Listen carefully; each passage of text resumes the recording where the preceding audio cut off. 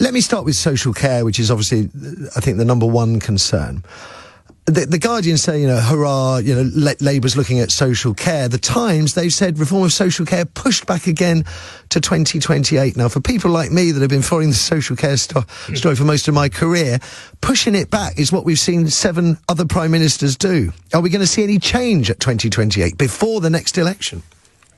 Well, yes, and we're seeing change already. I mean, that criticism in the Times would be fair if we'd been doing nothing for the first 6 months in government. In the last few months, we've legislated for fair pay agreements in social care, which will be a huge boost for the workforce. We have massively increased carers allowance by £2,300, a huge uplift.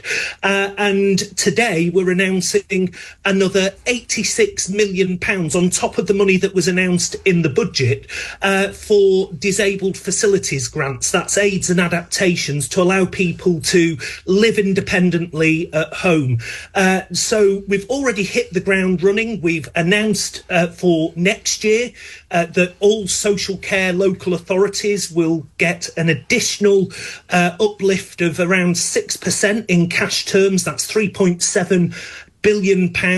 So, in the short term, we've already hit the ground running. What we've got to get right is how we change our social care system for the future to make it fit for purpose, not just for the next few years, not even for the next decade, but beyond. We want the kind of lasting reform that Nye Bevan set out in 1948 for the National Health Service that has served us 7 decades.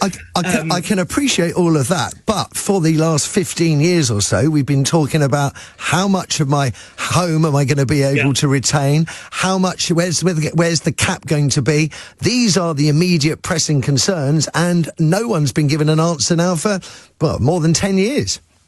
And that's why this review is so important. And I'm genuinely excited about it, Matthew, because what we have done is we have launched today a review with Baroness Casey, who is one of the leading public sector reformers of our time.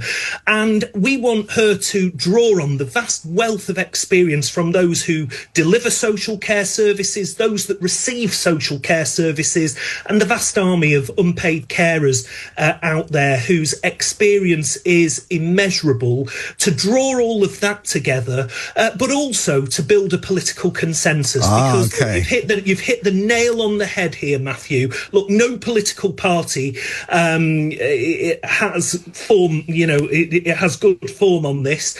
In 2010, when Gordon Brown's government launched some reforms to social care, it was dubbed by Andrew Lansley as Gordon Brown's death tax. When Theresa May tried the same in 2017, my party said it was Theresa May's dementia tax. If we're going to be serious about improving the outcomes for elderly people, for an ageing population, and for working age people with disabilities, then we need to take the sting out of this. We need to take the politics out of this and build that consensus that means these reforms will survive long after this government's left office. I like consensus politics. I hope you get there. Now, a few other questions.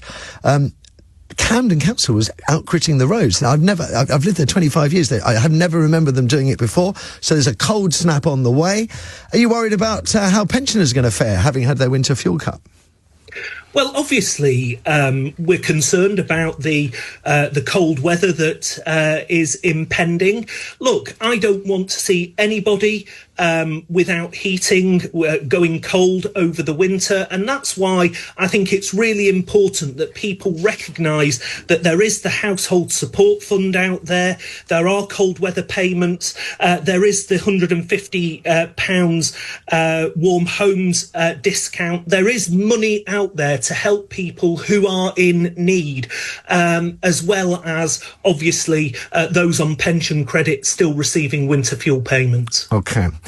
Just been speaking to Fire Brigades Union, Matt Rack, and he was telling us that the Fire Brigades members, they want regular health monitoring to avoid the situation that we discovered today, where we have hundreds of Grenfell firefighters suffering lifelong and possibly terminal health effects as a result. Can you offer firefighters any hope on that score? I mean, certainly that's something that I'm more than happy to take away and look at seriously, Matthew, because look, we recognise that people who go above and beyond, putting their own lives at risk in situations like Grenfell Tower, may well end up with health issues as a consequence of their own work. And that's something that I think we need to seriously look at. And I'm more than happy to speak to the Fire Minister in government as well to see how we can try and resolve that for... Excellent news. Final one from me. Other big issue as far as the newspaper is concerned are the grooming gangs. This call by Elon Musk, who I didn't know was actually part of our UK political makeup, but Elon Musk feels we should have some kind of public inquiry. He's pointing the finger at Keir Starmer, sort of alleging some kind of cover-up. Your response, sir? Well, as you rightly point out, Elon Musk is an American citizen and perhaps ought to focus on issues on the other side of the Atlantic. But look, the grooming issue is a very serious issue. We've already had inquiries into Telford, into Rotherham. We've had a local inquiry commissioned by Andy Burnham, the Mayor of Greater Manchester, into the situation here in Greater Manchester, which includes Oldham. We've had the National Child Sexual Exploitation Inquiry in 2022, which the government is seriously considering, a long list of recommendations that was made. There comes a point where we don't need more inquiries, and had Elon Musk really paid attention to what's been going on in this country, he might have recognised that there've already been inquiries. What we need is justice for the victims. Here to that. And we need to make sure that the criminal justice system follows up and makes sure that these atrocious things are never able to happen again. Andrew Gwynne, pleasure talking to you. Thanks very much for giving up your time this morning. Andrew Gwynne, Minister for Public Health and Prevention.